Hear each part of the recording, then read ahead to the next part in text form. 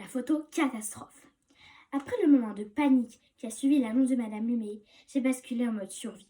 Je devais absolument trouver une solution, parce que rien que de m'imaginer avec ma polaire au milieu de notre photo de classe, je suis limite tombée dans le coma. Première solution qui m'est venue à l'esprit, foncer me cacher derrière le réfectoire pour que personne me trouve au moment de la photo. Mais je me suis souvenu qu'un jour, Emma, une troisième, a raconté qu'elle avait été suivie jusque là-bas par un énorme chien blanc, qu'elle avait dû l'hypnotiser pour lui échapper. J'ai du mal à y croire. Certains disent que cette fille est mytho, mais je ne prendrai pas le risque de me faire lacérer le corps par Cro-Blanc. Depuis que ma cousine Amélie s'est fait mordre par Garrigue, le labrador de son beau-père, je suis terrorisée par tous les gros animaux avec des dents, requins y compris bien sûr. Deuxième possibilité, ôter ma polaire au moment où le photographe appuiera sur le déclencheur. Ce qui revient à dire être torse nu sur la photo. Bah oui, je n'avais rien en dessous puisque mes sous-vêtements étaient en train de sécher. Malheureusement, je suis bien trop pudique pour ça. Pendant que je réfléchissais, j'ai entendu Jonas se moquer de Vladimir. Tu comptes partir en expédition sur la Lune aujourd'hui, Vladi? Lola, qui prend tout au premier degré et ne comprend rien à l'humour, a pris la défense de Vladimir, dont on soupçonne tous qu'elle est amoureuse.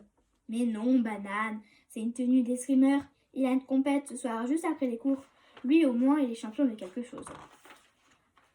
En effet, Vladimir portait sa tenue d'escrime. Et je vous jure qu'une tenue d'escrimeur au collège, ça donne l'air vraiment crétin. J'ai croisé le regard désespéré de Vladimir et j'ai compris qu'il était dans le même état que moi. C'était bien la première fois que j'avais un point en commun avec Vladimir Borowski. Comme quoi, la détresse, ça rapproche. Alors, tous les deux, on a essayé de se sauver en escaladant la grille qui sépare la cour du collège du monde extérieur.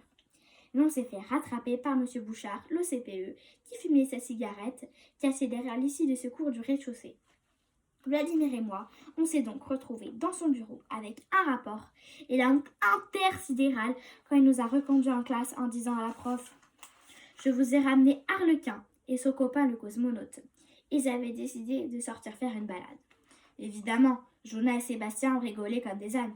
Merci la solidarité. Ceci dit, je crois que moi aussi j'aurais ri à leur place. Et Madame Lumet a étouffé un petit ricanement derrière ses dents de castor. À 10h20, ce qui devait arriver arriva. Nous avons quitté la salle de Madame Lumet pour nous diriger vers le CDI où le photographe nous attendait.